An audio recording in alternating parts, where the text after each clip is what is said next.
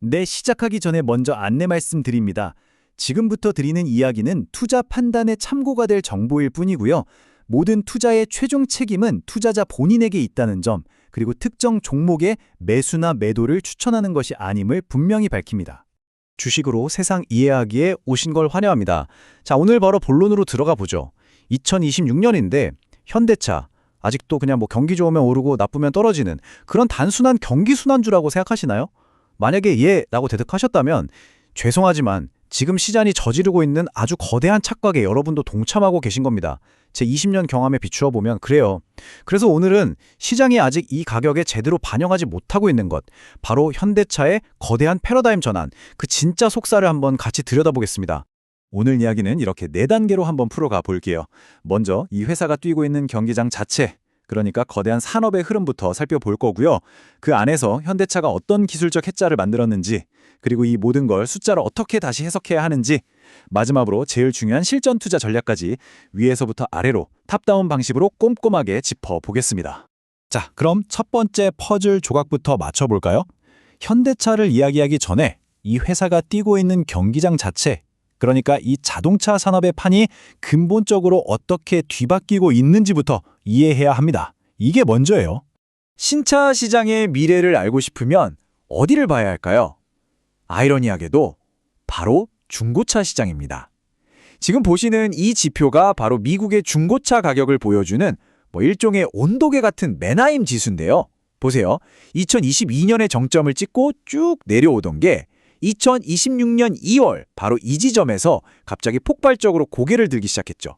이게 그냥 기술적 반등일까요? 아니요. 저는 이걸 구조적인 공급 부족이 시작됐다는 아주 강력한 신호탄으로 봅니다. 왜냐고요? 간단해요. 중고차 값이 이렇게 뛴다는 건 이제 곧 신차 가격을 위로 밀어올리는 엄청난 압력이 시작됐다는 뜻이거든요. 바로 이겁니다. 한마디로 시장의 힘이 소비자에서 공급자에게로 넘어가고 있다는 거죠. 이건 잠깐 나타나는 일시적인 현상이 아니라 산업 구조의 판 자체가 바뀌는 근본적인 변화입니다. 그러니까 소비자가 이거 얼마까지 깎아줄 거냐고 흥정하던 시대는 이제 끝나가고 있다, 이 말입니다. 자, 그럼 왜 이런 현상이 나타날까요?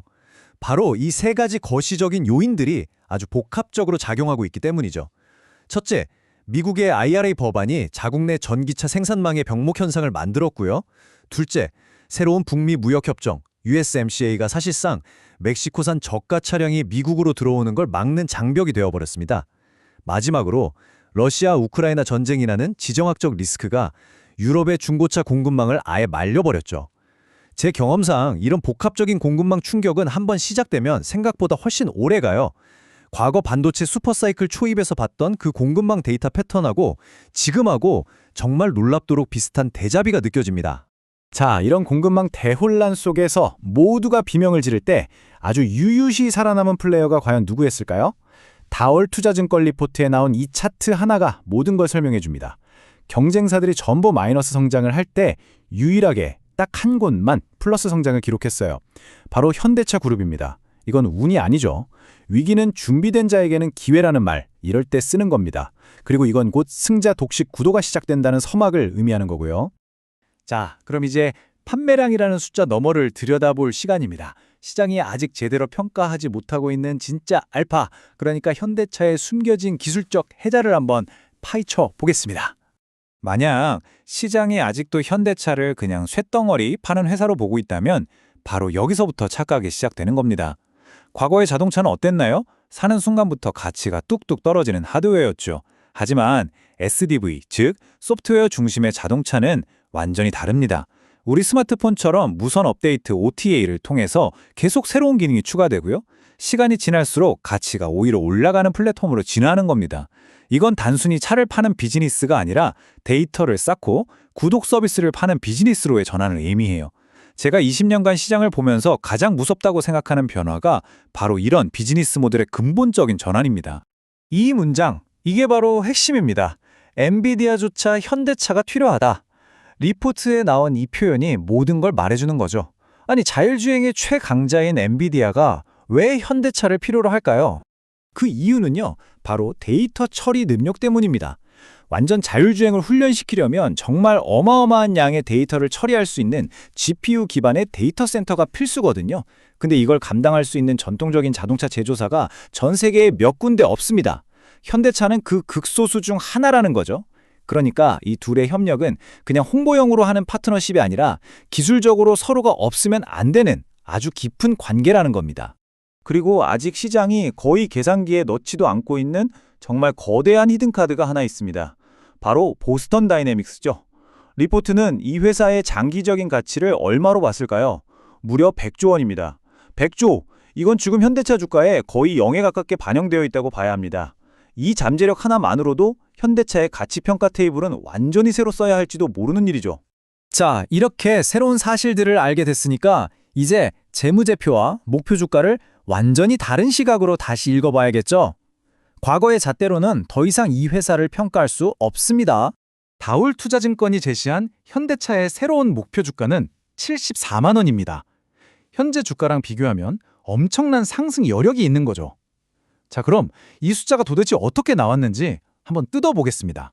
이 74만 원이라는 숫자는 크게 두 개의 엔진으로 움직입니다. 첫 번째 엔진은 이익의 증가예요.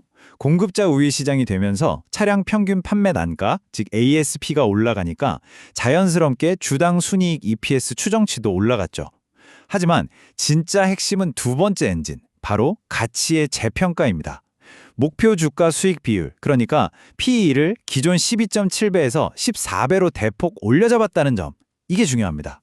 왜 PE를 올렸을까요? 바로 앞에서 길게 설명했던 기술적 해자 때문입니다. 시장이 현대차를 더 이상 굴뚝산업의 자동차 회사로 볼 게 아니라 엔비디아, 보스턴 다이내믹스와 함께하는 기술, 모빌리티 플랫폼 기업으로 다시 평가해야 한다는 논리죠. 이 PE의 확장이 바로 가치 재평가, 즉 밸류에이션 리레이팅의 핵심인 겁니다. 그리고 더 놀라운 점은 이렇게 목표 주가를 올려 잡아도 현대차는 여전히 토요타나 GM 같은 글로벌 경쟁사들보다 20에서 30%나 싸게 거래되고 있다는 사실입니다. 지금 이 도넛 차트를 보시면 명확하게 보이죠.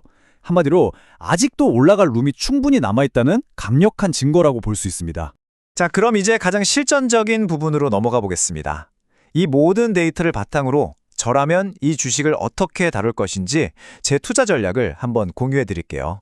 리포트의 결론은 아주 명확합니다. 비중 확대, 오버웨이트, 그리고 매수, 바이. 이건 굉장히 강력한 긍정적 신호죠. 저 역시 여기에 동의하는 바입니다. 하지만 아무리 좋은 주식이라도 원칙은 지켜야 합니다. 제 세 가지 철칙을 공유해 드릴게요. 첫째, 절대로 따라붙는 추격 매수는 하지 않습니다.